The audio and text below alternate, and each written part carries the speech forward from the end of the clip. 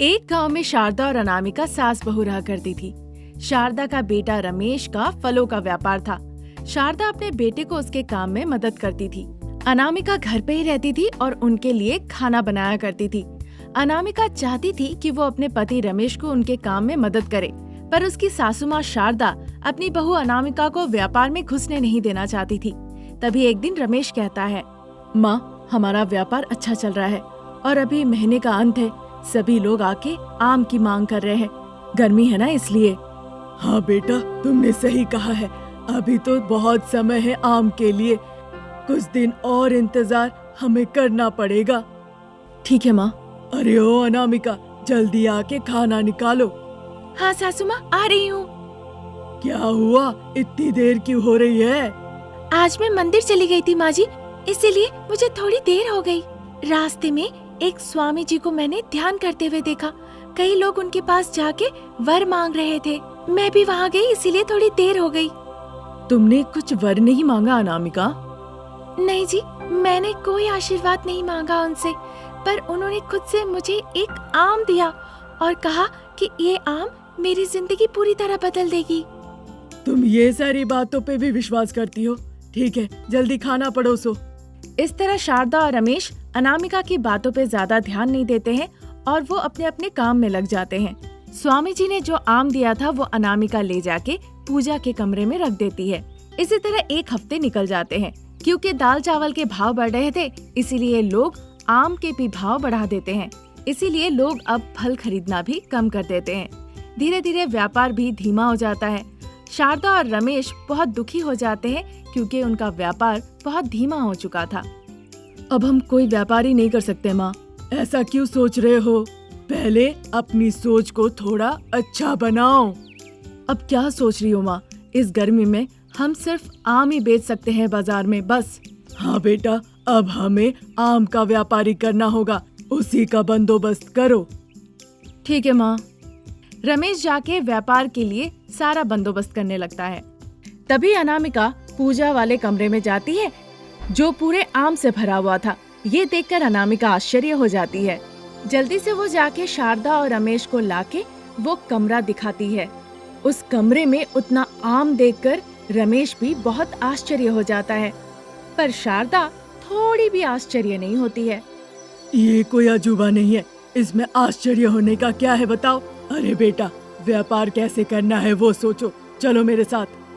अपने व्यापार के लिए शारदा और रमेश वहाँ से चले जाते हैं, पर अनामिका तभी भी पूजा वाले स्थान में खड़ी रहती है, ये सोचकर कि इतने आम आए कहाँ से। अगले दिन ही अनामिका मंदिर जाती है। वहाँ जाके वो देवी माँ से आशीर्वाद लेती है। लौटते वक्त वो मंदिर से थोड़ी दूर में बैठे स्वामी जी के पास जाती है। आओ बेटा आओ, मुझे पता था एक ना एक दिन तुम यहाँ जरूर आओगी। तुम्हारे मन में जो शंका है वो पता है मुझे। तुम यही जानना चाहती हो कि उस कमरे में इतने आम कैसे आए। तो अब मेरी बातें ध्यान से सुनो। स्वामी जी, आपको कैसे पता कि ये बात मैं सोच रही हूँ? मुझे सब पता है बेटा। वो आम कोई मामूली आम नहीं है, वो आम मायावी आम है। जब तक वो तुम्हारे साथ है, तुम्हारे साथ सब कुछ अच्छा होगा। इसीलिए ज्यादा परेशान मत हो। अब तुम आराम से घर जाओ। ठीक है स्वामी जी। घर लौटने के बाद अनामिका उस आम को देखती है जो स्वामी जी ने उसे दिया था। वो आम बहुत ही खूबसूरत और चमकदार था। इस बारे में वो अपनी सासू माँ और पति से कहने के बाद भी वे इसकी बातों पर ध्यान नहीं देते हैं। गर्मी के मौसम की वजह से लोग बहुत परेशान थे। कहीं एक बूंद भी बारिश नहीं हो रही थी। गर्मी से चारों ओर सुखाड़ था। अरे बेटा रमेश, तुम्हें पता चला?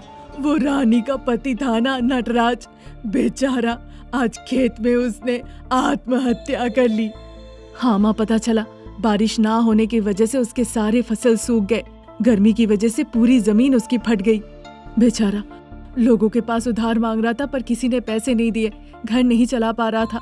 दूसरी तरफ सरकार भी हमें ठीक से मदद नहीं कर रही है, इसलिए बेचारा परेशान होके आत्महत्या ही कर ली। सिर्फ वही नहीं, कई लोग हैं जो आत्महत्या कर रहे हैं और पता नहीं इस साल कितने लोग जान देंगे। रमेश और शारदा जब बातें कर रहे थे तब वहाँ अनामिका आती है। क्या बेटा, आज भी तुम मंदिर गई थी? आपको कैसे पता माँ जी? आज भी खाना पकाने में तुम्हें देर हो गई, इसीलिए मैंने पूछा। अनामिका, पूरे गांव में क्या हो रहा है तुम्हें थोड़ा भी अंदाजा है? लोग यहाँ पे परेशान हैं, लोग अपनी जान दे रहे हैं और तुमको ये सारी चीजों की परवाह नहीं। तुम बस अपना मंदिर जा रही हो और आ रही हो, बस तुम्हें घर का ही ख्याल है। रमेश की ऐसी बातें सुन के अनामिका को बड़ा दुख होता है और मन ही मन गुस्सा आता है। उसी परिस्थिति में वो पूजा वाले कमरे में जाती है और स्वामी जी द्वारा दिए गए वो आम का फल ले आती है। वो देवी माँ का नाम लेती है और उस आम को अनामिका फेंक देती है। अनामिका की इस हरकत को देखकर शारदा और रमेश आश्चर्य हो जाते हैं। अनामिका के ऐसे करने की थोड़ी देर बाद ही आसमान से आम की बरसात होने लगती है।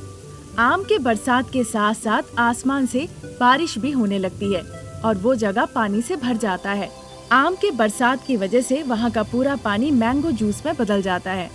ऐसी अनोखी चीज देखकर वहाँ के लोग आश्चर्य होते हैं और खुशी से उछलने लगते हैं। अब तक शारदा और रमेश अनामिका के साथ बहुत साधारण तरीके से बर्ताव कर रहे थे। जब से अनामिका आम की वर्षा कराती है, तब से वो अलग नजर से ही देखने लगते हैं। वहाँ के किसान फिर से बरसात की पानी से खेती बाड़ी करना शुरू कर देते हैं। शारदा और रमेश भी उसी मंदिर में जाते हैं और भक्ति के साथ प्रार्थना करते हैं। तब से वो परिवार मिलजुल के खुशी खुशी जीवन व्यतीत करते हैं। एक गांव में शारदा और प्रसाद एक दंपति रहते थे। उनका एक बेटा था जिसका नाम था रमेश। रमेश अपने माता पिता का बहुत सम्मान किया करता था। प्रसाद खेतीबाड़ी करता था और उसी से अपनी जीविका चलाता था। रमेश अपने पिता के काम में उन्हें मदद करता था। तभी एक दिन प्रसाद कहते हैं, देखो शारदा, हमारी बेटी की शादी की उम्र हो गई है, जल्दी हमें उसकी शादी करानी होगी। हमारी भी उम्र हो रही है और कब तक तुम काम करोगी, इसीलिए उसकी शादी करा दो। आपने जो कहा सही है, पर उतने पैसे कहाँ से आएंगे? हम शादी कैसे कराएंगे, आप ही बताइए। आपने जमीन तो गिरवी रख के खेती कर रहे हैं, तो आप ही बताइए उतने पैसे कहाँ आएंगे शादी के लिए? बेटे के लिए हम इतना कर ही सकते हैं। मैं कहीं से भी उधार ले आऊंगा शारदा, तुम एक अच्छी लड़की ढूंढो। उसमें क्या है, मैं तो तुरंत लड़की ला सकती हूँ, पर उससे पहले जानना होगा उसके मन में कोई है या नहीं। हाँ हाँ, वो भी तो है। तुम एक बार पता करो, किसी लड़की से प्यार वार तो नहीं करता, ठीक है? शारदा प्रसाद जब ये बातें कर ही रहे थे, उन्हें दरवाजे के पास कुछ आवाज आती है। वो दोनों आते हैं देखने के लिए कि कौन आया, और देखकर वो आश्चर्य हो जाते हैं। रमेश अनामिका नाम की एक लड़की से प्रेम विवाह करके घर ले आता है। ये देखकर शारदा प्रसाद बहुत गुस्सा करते हैं। अरे बेटा, ये तुमने क्या किया? घर पे बड़े मर गए थे क्या? अब पूरे गांव में हम सर उठा के सम्मान के साथ कैसे जिएंगे? अरे बेटा, तुम्हें एक बार भी ऐसा महसूस नहीं हुआ कि माँ को बताए? तुम्हें अगर शादी करनी थी तो मुझे तो एक बार बता ही सकते थे। माँ, ऐसा नहीं है माँ, मैंने सोचा था बताऊंगा, पर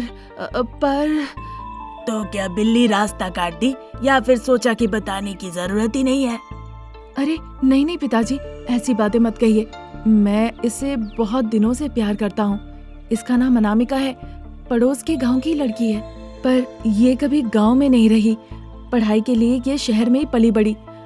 वहाँ पे एक बदमाश इसे परेशान कर रहा था। ऐसी परिस्थिति में मुझे इसकी शादी करनी पड़ी पिताजी। अभी तुम कहानियाँ बना के मुझे बेवकूफ नहीं बना सकते, और मैं अपने बेटे को घर से निकाल भी नहीं सकता।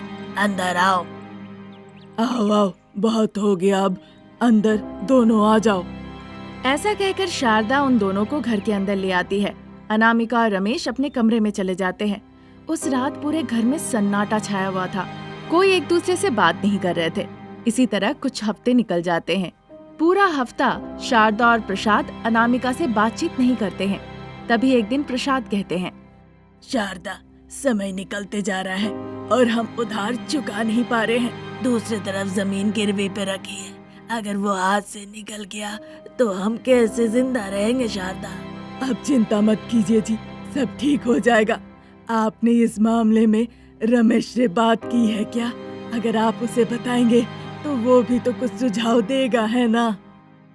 क्या बताओ शारदा, अभी अभी उसकी शादी हुई है, घर में नई परेशानी आ गई है, नहीं बता सकता, उसे इस बात से बुरा लगेगा।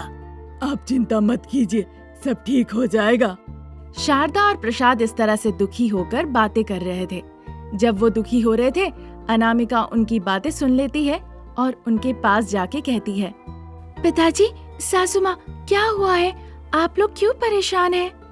कुछ नहीं बेटा, खेत में एक छोटी सी परेशानी आई है, इसीलिए हम दोनों थोड़े परेशान हैं।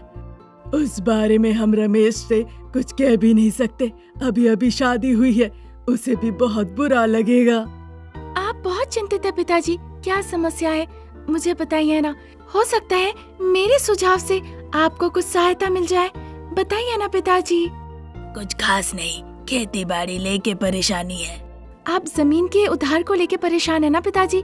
मुझे बहुत पहले से ही पता है, आपके बेटे ने बताया था। मैं आपको कुछ बताना चाहती हूँ। किस बारे में बेटा, बताओ।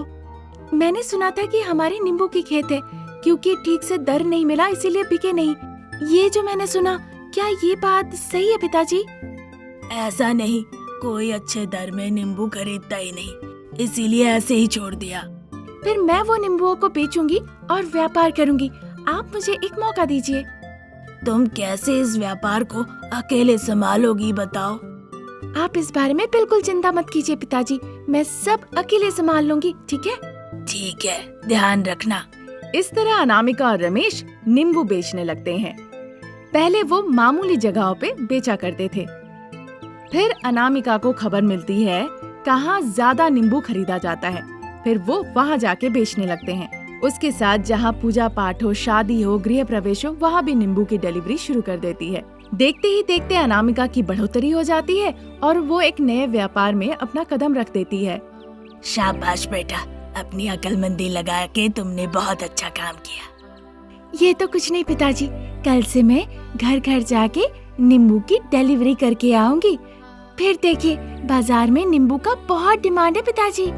ध्यान रखना बेटा, जब हम अच्छा करते हैं तो लोगों की नजरों में भी बहुत चुभने लगता है, इसीलिए सावधान रहना। ठीक है पिताजी, मैं ख्याल रखूंगी। ऐसा कहकर अनामिका घर घर जाके नींबू की डिलीवरी करना शुरू कर देती है। अगर उसकी नींबू खत्म हो जाती थी तो वो दूसरे के खेत की नींबू लाके भी बेचने लगती है। इस तरह अनामिका का नींबू का व्यापार आसमान छूने लगता है। अनामिका ने जितना सोचा भी नहीं था उससे ज्यादा कमा लेती है। गरीब बहुरानी बस अपनी अक्लमंदी से विजयी हो जाती है। देखा शारदा, मैंने तुम्हें अपनी बहू के बारे में कहा था ना। जो भी हो, वो तो हमारी ही बहू है ना। पिताजी, सासू माँ, मैं एक नया घर बनाना चाहती हूँ, साथ ही सारा सामान भी नया खरीदना चाहती हूँ। आप लोग देखते रहिए। जैसा अनामिका ने सोचा था, उसने एक अच्छा घर बनाया। बाद में वो अपने पति के साथ मिलके नींबू का दुकान खोल लेती है और बहुत पैसे कमाने लगती है। इसी के साथ वो कई लोगों को अपने पास नौकरी देती है और एक लेमन जूस फैक्ट्री खोल लेती है। कई महिलाओं को वो अपने यहाँ आजीविका देती है। अनामिका को देखकर शारदा और प्रसाद बहुत खुश होते हैं। अपनी पत्नी की तरक्की देखकर रमेश भी बहुत खुश होता है।